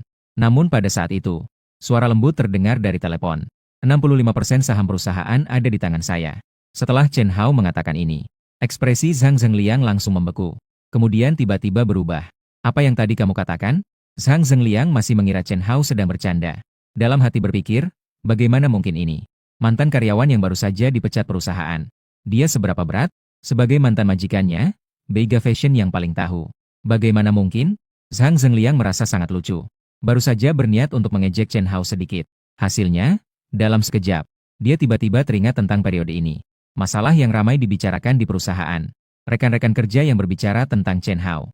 Secara diam-diam semua sedang berdiskusi. Mengatakan bahwa Chen Hao tiba-tiba kaya. Mereka juga membeli sebuah villa dengan pemandangan laut di Binhai. Awalnya Zhang Zhengliang tidak percaya. Tapi baru saja, dia tiba-tiba menyadari ada yang tidak beres. Bagaimana bisa dibilang? Saat Zhang Zhengliang tidak tahu apakah harus percaya. Chen Hao meminta Zhang Xiaohui untuk mengambil foto. Mengirimkan perjanjian saham ke email publik perusahaan. Dalam 5 menit ke depan, seluruh 300 karyawan di perusahaan, hampir semuanya melihatnya. Apa? Ternyata Chen Hao adalah pemegang saham 65%. Pemegang saham terbesar di perusahaan adalah Chen Hao. Ini tidak mungkin. Bagaimana bisa itu Chen Hao? Saat ini seluruh perusahaan menjadi kacau balau. Bisa dibilang situasinya meledak. Memberi dampak kepada semua karyawan dan pimpinan. Membawa kejutan yang menghancurkan. terutama untuk kepala keuangan Kuo Fen dan mantan pacarnya yang Jiao Jiao. Khususnya untuk keduanya. Orang itu, Chen Hao, ternyata telah mengakuisisi 65% saham itu. Jadi, jika begitu, bukankah dia menjadi pengendali sebenarnya perusahaan? Maka, Kuo Fen merasa sangat putus asa. Setengah jam yang lalu, dia bahkan mengejek Chen Hao yang berbicara besar. Menyindir dia yang menunjukkan uangnya. Tidak disangka dia tidak hanya punya uang, tapi juga atasan besar Kuo Fen. Tentu saja dibandingkan dengan Kuo Fen, yang Jiao Jiao tidak hanya sedikit putus asa. Dia telah berada di perusahaan selama 3 tahun. Alasannya mengikuti Kuo Fen yang berkeluarga. Tidak lain hanya karena dia adalah kepala keuangan. Jadi dia mengusir Chen Hao. Tapi tidak menyangka, pada hari ini 3 tahun kemudian, Chen Hao ternyata menjadi pemegang saham terbesar di perusahaan. Dia ingin sekali menampar dirinya sendiri. Dia benar-benar buta pada saat itu. Bagaimana bisa dia mengikuti Kuo Fen yang tidak berguna ini? Baik, Chen Hao salah. Direktur Chen, saya mengerti. Saya sudah memahami. Saya akan segera membawa pemimpin perusahaan ke sana. Zhang Zhengliang setelah mengetahui semua ini, seketika mengubah sikapnya terhadap Chen Hao. Kini situasinya sudah berubah. Dia bahkan meskipun tidak ingin menerima, dia harus terpaksa menerima semuanya. Mulai hari ini, perusahaan ini tidak akan lagi menjadi miliknya, melainkan milik Chen Hao yang memiliki 65% saham. Untuk dia dapat mempertahankan hak dan posisinya saat ini di perusahaan, dia harus mencari segala cara untuk merayu Chen Hao, berusaha untuk mempertahankan posisi presiden, dan semua karyawan di perusahaan. Semua juga sudah siap untuk merayu Chen Hao. Hanya yang Jiao Jiao yang tidak mengucapkan sepatah kata pun. Dia merasa sangat canggung dan tidak tahu harus berbuat apa. Ketika Chen Hao secara resmi mengambil alih perusahaan, bahkan jika mereka tidak memecatnya, diperkirakan, dia juga tidak memiliki muka untuk terus tinggal di sana, di dalam villa tepi laut yang megah. Zhang Zhengliang membawa seluruh staf perusahaan, 10 lebih pemimpin senior, telah tiba di depan villa. Pada saat pelayan membuka pintu, para pemimpin senior itu masih tertegun. Mereka hanya memperhatikan villa ini. Betapa mewahnya. Ini adalah villa Beihai, dengan nilai 5,000 juta belum termasuk, dan sangat diminati. Jika tidak ada hubungan jaringan, sangat mustahil untuk membeli villa di lokasi premium seperti ini, terutama villa tepi laut Beihai nomor 1. Ini cukup menunjukkan betapa kuatnya latar belakang Chen Hao. Apakah dia benar-benar anak konglomerat yang keluar untuk merasakan kehidupan? Saat ini, semua orang di dalam hati mereka diam-diam menebak identitas Chen Hao. Mereka tidak percaya bahwa Chen Hao hanya seorang yang tiba-tiba kaya. Misalnya, rumah ini tidak bisa dibeli sembarangan hanya karena Anda kaya. Sudah tiba. Melihat lebih dari 10 pemimpin senior perusahaan masuk ke ruang tamu, Zhang Xiaohui dan Han Kun segera berdiri. Han Kun meskipun tidak jelas apa posisi mereka, tapi dia tahu semuanya adalah orang-orang penting. Meskipun dia adalah teman Chen Hao. Namun, dia juga tidak bisa terlalu berpihak. Tapi hanya Chen Hao. Dia tetap bersandar di sofa. Tidak ada niat untuk berdiri sama sekali. Kini dia adalah yang paling berkuasa. Menghadapi bawahannya. Apakah perlu berdiri untuk menyambut? Jelas tidak perlu. Chen Hao tidak. Direktur Chen. Maaf telah membuat Anda menunggu. Maaf. Pimpinan senior yang dipimpin oleh Zhang Zhengliang. Semuanya membungkuk dan meminta maaf. Menunjukkan betapa rendah hatinya mereka. Sikap seperti itu sama sekali tidak terlihat seperti para eksekutif perusahaan. Justru terlihat seperti pengikut setia, bukan? Sekarang seharusnya sudah percaya, kan? Chen Hao bertanya dengan santai. Pada saat ini, pelayan yang berlutut di sampingnya sedang memberinya makan blueberry. Blueberry ini masih tergolong segar. Apakah kalian ingin mencobanya? Chen Hao tidak melihat ke arah mereka. Dia hanya bertanya dengan santai. Tidak berani. Zhang Zhengliang dan yang lainnya sangat ketakutan. Mereka tidak berani memakan blueberry milik Chen Hao. Ini bukan masalah mau makan atau tidak, tapi ini adalah tes psikologis. Itu terlihat hanya seperti blueberry biasa, tapi sebenarnya melambangkan kekuasaan perusahaan. Hanya orang yang mengendalikan perusahaan yang berhak mencicipinya.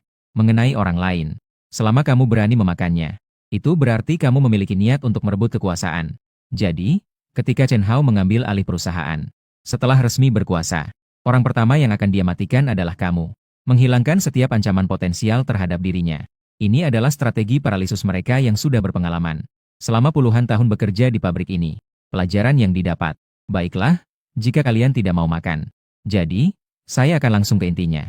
Mulai hari ini, saya adalah pemegang saham baru di perusahaan pakaian Beijia. Berdasarkan proporsi kepemilikan saham, saya seharusnya menjadi pemegang saham terbesar di seluruh perusahaan. Mengenai hal ini, kalian tidak keberatan, kan? Zhang Zhengliang dan yang lainnya segera mengangguk. Mereka tentu saja tidak keberatan. Sejak tadi saat masuk, mereka sudah memperhatikan. Di atas meja terdapat dokumen pengalihan saham. Stempel eksklusif dari 3 pemegang saham terbesar. Pasti tidak salah. Baiklah, karena saya sebagai pemegang saham terbesar perusahaan. Pertama-tama, saya ingin mengatakan, saya tidak ingin mencampuri masalah operasional perusahaan. Tetapi saya tetap memiliki opsi untuk memberhentikan salah satu dari kalian. Posisi siapapun. Kedua, mulai hari ini, Zhang Xiaohui akan menjabat sebagai Wakil Chief Operating Officer perusahaan. Ketiga, izinkan saya memperkenalkan. Ini adalah Han Kun. Dia akan menjabat sebagai Kepala Keuangan perusahaan. Han Kun kemudian berdiri dan memberi penghormatan. Para eksekutif semuanya membalas dengan membungkuk. Pihak lainnya adalah teman Chen Hao.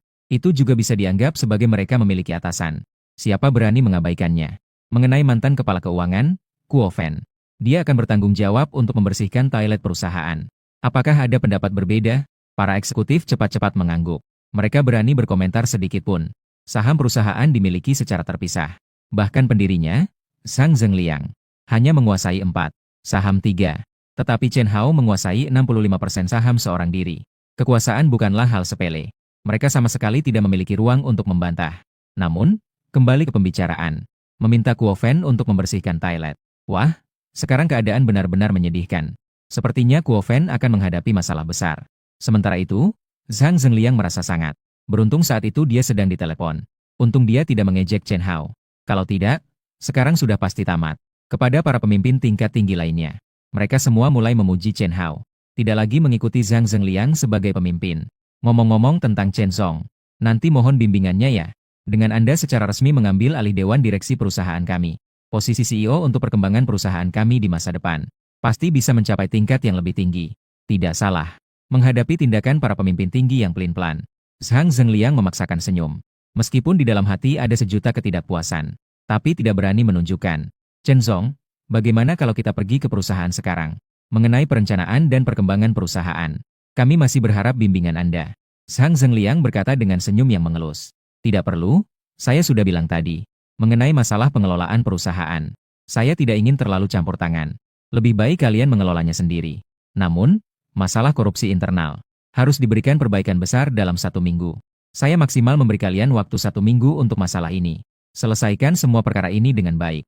Jika ada sedikit saja masalah korupsi, kalian segera berkemas dan pergi saja.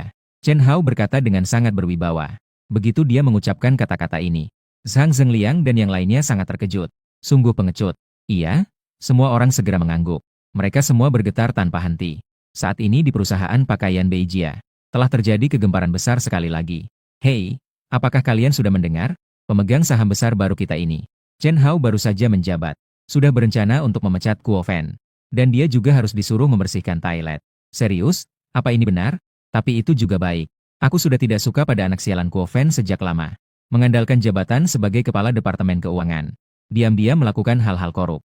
Dia pikir semua orang tidak tahu. Layak sekali untuk dipecat. Baru saja beberapa waktu yang lalu. Orang-orang ini adalah para penjilat di sekitar Kuo Fen. Biasanya mereka selalu mendekat untuk bersikap manis. Saat ini diketahui bahwa Chen Hao ingin mempercepat posisi Kuo Fen. Jadi segera mengubah sikap. Mereka semua berpindah posisi dan bersukacita atas kesengsaraan orang lain. Orang-orang ini seperti rumput di tepi dinding. Tentu saja bukan hanya mereka. Faktanya, hampir semua orang di perusahaan ini adalah tipe yang mengikuti arus. Termasuk di masyarakat juga sangat banyak. Ini sangat realistis. Suara-suara yang bersukacita atas kesengsaraan ini segera masuk ke kantor kepala departemen keuangan. Kuo Fen yang duduk di kursi kantor langsung panik. Dia sama sekali tidak fokus untuk bekerja. Melihat posisinya akan segera hilang. Dia tidak punya pikiran untuk bekerja lagi. Apa yang harus dilakukan? Apa yang harus dilakukan? Apa yang harus saya lakukan? Kuo Fen sangat panik. Dia sedikit merasa tidak berdaya. Yang Jiao Jiao yang di sampingnya juga tidak berani bersuara. Sangat pengecut. Dia merasa dirinya juga bisa dipecat kapan saja. Semuanya salah kamu, wanita bau. Siapa yang meminta kamu membangkitkan Chen Hao tanpa alasan? Kamu tidak tahu bahwa dia sekarang sudah kaya dan hebat, kan? Apa kamu masih berpikir dia adalah Chen Hao yang dulu? Semuanya adalah gara-garaku karena kamu. Seandainya bukan karena kamu, aku tidak akan kehilangan posisiku dan dipindahkan untuk menyapu toilet. Apakah aku akan menjadi bahan tertawaan bagi semua orang di perusahaan? Kuo Fen marah dan mengumpat. Dia ingin sekali menampar mati si brengsek yang Jiao Jiao itu. Dia sudah bekerja di perusahaan ini selama lebih dari 10 tahun. Dengan susah payah dia telah mencapai posisi kepala departemen keuangan. Dan dia bisa memanfaatkan posisinya untuk melakukan sedikit korupsi. Dalam setahun bisa mendapatkan 180.000. Nah, sekarang sudah jelas. Jalur rejeki terputus. Bagaimana dia bisa bertahan hidup ke depannya? Yang Jiao Jiao yang tercinta juga sangat cemas. Dia sekarang juga tidak tahu harus berbuat apa. Dia hanya sangat menyesal saja. Bagaimana kalau begini? Kamu segera telepon Chen Hao. Katakan bahwa kamu tahu kamu salah. Mohon padanya untuk menjadi dermawan. Jangan hitung-hitung dengan orang kecil sepertiku. Mohon dia untuk berbaik hati. Lepaskan aku seekor burung. Kuo Fen segera berteriak kepada Yang Jiao Jiao. Yang Jiao Jiao sedikit ragu. Dia tidak bisa merendahkan diri. Kamu apa? Apakah kamu ingin melihatku kehilangan nama baik? Apakah kamu puas jika aku menjadi bahan tertawaan semua orang? Kuo Fen mengutuk dengan keras. Dia benar-benar menyesal. Seandainya tidak melibatkan Yang Jiao Jiao dalam bahasa asing ini, tidak akan menjadi seperti ini hari ini. Juga menjadi musuh dengan Chen Hao Jie. Jadi sekarang dia mengalami pembalasan. Dan pada saat ini, suara tidak jelas terdengar dari luar kantor. Ada apa? Apakah para atasan sudah kembali? Apakah Chen Hao telah datang ke perusahaan? Kuo Fen sangat terkejut. Lalu segera bangkit dari kursi kantor. Cepat-cepat pergi untuk menyambut. Tidak berani menunda lagi. Keluar dari situasi kantor. Sampai di area umum karyawan perusahaan. Dan melihat Zhang Xiaohui datang membawa dokumen. Di sebelahnya ada banyak rekan kerja yang mengikuti. Rekan-rekan itu sedang bergosip. Mereka bertanya tentang Chen Hao. Hui Jie, cepat beritahu kami. Apa yang dikatakan para atasan saat menemui Chen Hao? Benar kan? Chen Hao sebentar lagi akan secara resmi mengambil alih perusahaan kita. Kakak Xiaohui, kamu dan Chen Hao berasal dari tempat yang sama. Hubungan kalian adalah senior-junior. Hubungan kalian sangat dekat. Sebaiknya kamu yang berbicara tentang kami kepada Chen. Katakan saja berharap dia tidak mempermasalahkan hal-hal yang lalu. Dulu kami yang salah. Menghadapi perubahan sikap orang-orang ini. Sudut bibir Zhang Xiaohui juga menyunggingkan senyum pasrah. Kalau tahu begini, kenapa kalian harus seperti itu? Zhang Xiaohui menggelengkan kepala dengan putus asa. Lalu, dia mengangkat kepala. Dan bertemu dengan Kuo Fen yang berjalan ke arahnya. Kuo Fen, kamu pasti sudah mendengar, kan? Zhang Xiaohui bertanya dengan santai. Dia selalu tidak suka dengan orang seperti Kuo Fen. Jelas-jelas dia sudah berkeluarga. Masih harus melakukannya. Seorang magang wanita yang baru saja lulus dari universitas. Apalagi dia adalah pacar Chen Hao. Setelah itu sengaja mencari-cari kesalahan orang lain. Untuk orang seperti ini, Zhang Xiaohui sudah sejak lama tidak suka padanya. Tetapi karena dia sudah bekerja di perusahaan selama lebih dari 10 tahun. Jadi Zhang Xiaohui juga tidak bisa berbuat apa-apa padanya. Tapi sekarang sudah berbeda. Mulai hari ini, dia akan menjabat sebagai Chief Operating Officer perusahaan tersebut. Kekuatannya tidak kecil. Kakak Hui Hui. Kuo Fen memanggil Zhang Xiaohui sebagai kakak. Ini adalah sesuatu yang belum pernah terjadi sebelumnya. Mbak Hui, di mana Ketua Chen? Kenapa tidak melihatnya? Tolong sampaikan permintaan maafku kepada Chen Zong. Saya salah sebelumnya. Saya minta maaf padanya. Mohon dia jangan terburu-buru mengubah posisiku. Saya sudah berjuang di perusahaan ini selama bertahun-tahun. Akhirnya mendapatkan posisi ini. Saya benar-benar tidak ingin membersihkan toilet lagi. Kuo Fen dengan penuh penderitaan memohon. Ini adalah perintah yang diberikan oleh Chen Zong. Saya tidak memiliki kekuasaan sebesar itu. Lagi pula, semua pemimpin tinggi di perusahaan telah menyetujui. Termasuk Direktur Zhang. Nah, dia datang. Kamu bicaralah langsung kepadanya. Ketika pembicaraan baru saja sampai di sini, Zhang Xiaohui berbalik dan melihat ke arah puluhan eksekutif yang datang. Puluhan pemimpin tinggi perusahaan datang menghampiri. Di antaranya termasuk Han Kun yang baru saja diangkat sebagai Kepala Departemen Keuangan. Tentu saja di antara puluhan eksekutif ini, Chen Hao tidak terlihat dimanapun. Dia tidak mungkin akan keluar. Jadi dia menolak. Jadi dia tetap di rumah dan terus berbaring. Zhang Zhang dari Xianyu melihat Zhang Zhengliang dan yang lainnya datang. Kuo Fen terkejut dan langsung gagap. Dia takut Zhang Zhengliang akan mengumumkan penggantian pos di tempat. Semua orang pasti sudah tahu. Benar, Tuan Chen Hao mulai sekarang akan menjadi pemegang saham terbesar di perusahaan kita. Kekuasaan jauh di atas saya. Harap dukung rencananya dan pekerjaannya di masa mendatang. Pada saat yang sama, saya juga ingin menyampaikan pemberitahuan yang disampaikan oleh Chen Zong. Pertama adalah Zhang Xiaohui. Mulai hari ini, beliau menjabat sebagai Chief Operating Officer perusahaan. Dan di samping saya, Bapak Han Kun akan menggantikan Kuo Fen sebagai kepala baru Departemen Keuangan. Mengenai kamu, Kuo Fen, pergilah bersihkan toilet dan renungkanlah. Boom! Ketika Zhang Zhengliang secara langsung mengumumkan kabar buruk ini, Kuo Fen merasa hampir tidak bisa berdiri. Dia hampir pingsan di tempat. Kuo Fen cepat-cepat meminta kepada Direktur Zhang. Namun dia belum sempat mengucapkan kata-katanya. Sudah ditolak oleh Zhang Zhengliang. Kamu tidak perlu mengatakan apa-apa padaku. Kekuasaan Direktur Chen lebih besar dari segalanya. Bahkan saya pun tidak dapat mengubahnya. Cepat bersihkan toilet. Jika tidak, pergilah dari perusahaan ini. Pada saat itu, suara tawa ejekan tiba-tiba terdengar. Segera setelah itu, berbagai suara ejekan menyambutnya. Melihat seseorang melintasi provinsi, hampir semua orang memiliki sikap gembira atas nasib buruk orang lain. Semuanya melihat lelucon tentang Kuo Fen. Dulu dia sangat berprestasi. Sekarang menjadi begitu ironis. Baiklah. Kuo Fen menundukkan kepala menerima nasibnya. Tetapi dia tidak berniat untuk mengundurkan diri. Dia sudah bekerja di perusahaan ini selama lebih dari 10 tahun. Meskipun tidak bisa pergi dengan sukses. Setidaknya tidak bisa pergi dengan begitu memalukan. Jika tidak, ketika berita sampai ke tempat kerja berikutnya, dia akan semakin menjadi bahan tertawaan di perusahaan baru. Maka, dia memutuskan untuk melakukan segala cara untuk mengelus ego Chen Hao. Memohon maaf. Dengan cara ini, meskipun tidak bisa mendapatkan kembali posisi semula, setidaknya tidak perlu membersihkan toilet yang begitu memalukan. Baik, jika tidak ada yang penting, mari semua kembali bekerja. Semua posisi tidak akan dipindahkan untuk sementara. Fokuslah bekerja. Jangan bergosip. Terlebih lagi, jangan membicarakan Chen Zong secara pribadi. Yang Jiao tampak terkejut. Dia berpikir mengapa Chen Hao tidak membalasnya. Mengeluarkannya dari perusahaan. Sebenarnya, Chen Hao sama sekali tidak berniat memecatnya. Dia tidak ingin melihat semuanya ini dengan pasrah. Dia ingin membuatnya menyesal, putus asa, dan menyesali. Yang Jiao, ikut aku ke kantor sebentar. Han Kun baru saja menjabat sebagai kepala Departemen Keuangan. Dia langsung berbicara dengan penuh semangat. Dia membentak Yang Jiao tanpa ampun. Posisi pekerjaan Yang Jiao adalah asisten kepala Departemen Keuangan. Dengan kata lain, mulai sekarang, dia adalah asisten Han Kun. Baru saja menutup pintu kantor. Han Kun langsung memarahinya dengan alasan kerja yang tidak serius. Dia memarahi Yang Jiao dengan sangat keras. Lihatlah betapa bodohnya dirimu. Kacau dan canggung. Bodoh seperti babi. Mulai sekarang, kerjakan pekerjaanmu dengan serius. Atau aku akan membuat hidupmu susah. Di dalam villa dengan pemandangan laut biru. Selain Chen Hao dan para pelayan, tidak ada orang lain yang tidak relevan. Jadi Chen Hao mengirim pesan kepada lawan bicaranya. Dia baru saja memeriksa teman-teman di WeChat. Tiba-tiba melihat akun kecil yang licik mengunggah sesuatu. Itu adalah foto tanpa makeup. Diambil dengan kamera bawaan ponsel. Tanpa filter atau editing. Astaga, dia benar-benar seperti Lolita, bukan nenek-nenek. Chen Hao terkejut. Dari foto tanpa makeup ini. Maka Chen Hao mengirimkan pesan kepada orang tersebut. Tidak hanya tidak menakutkan seperti yang dibayangkan Chen Hao. Malah sangat imut dan cantik. Memang pantas disebut sebagai gadis cantik tipe Lolita. Jadi Chen Hao mengirim pesan kepada pihak lain. Foto ini bagus. Sangat imut. Saya sangat suka. Dengan cepat, orang tersebut membalas dengan gambar ekspresi tidak suka. Mau bermain game malam ini? Chen Hao mengirim pesan, malam ya? Saya masih dalam kelas. Takut merepotkanmu. Orang tersebut menjawab, masih pelajar. Iya, kamu tidak tahu. Sedang kelas 12 sekarang. Baiklah, saya tunggu kamu malam nanti. Setelah selesai mengobrol, Chen Hao berencana untuk bermain game sendiri terlebih dahulu.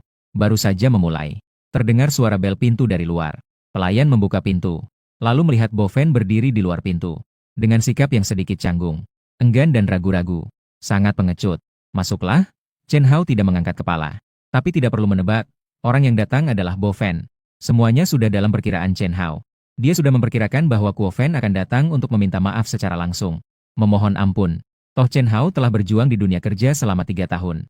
Telah mengalami berbagai kesulitan dan target selama ini. Hal ini sudah jelas dalam pikirannya. Silakan, Chen Hao berkata dengan tenang. Tetapi masih tidak menatap Kuo Fen sedikit pun.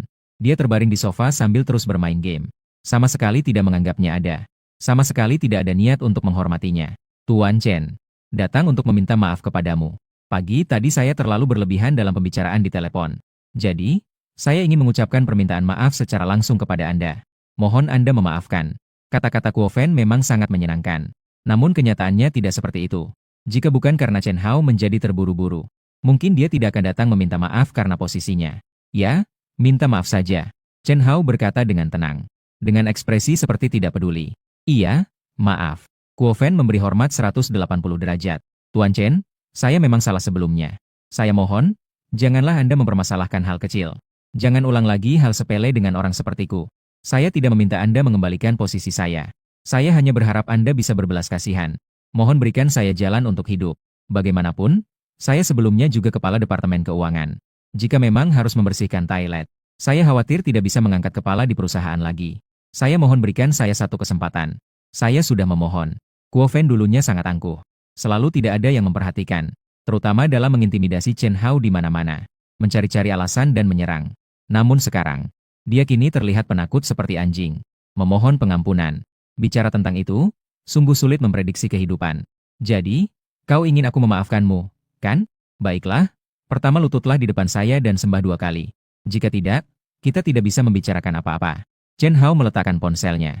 Lalu dia memanggil pelayan untuk memijat pinggang dan mengurut kakinya. Saya, Kuo Fen, tidak pernah berlutut di hadapan orang lain. Tapi hari ini dia berlutut di depan Chen Hao. Chen Zong, aku sudah berlutut di hadapanmu. Aku memohon padamu. Setelah itu, dia membungkukkan kepalanya 2 kali dengan suara keras. Melihat Kuo Fen di depannya yang seperti anjing, Chen Hao tiba-tiba berdiri. Lalu dia menginjak punggungnya. Bagus, sungguh anjing yang baik.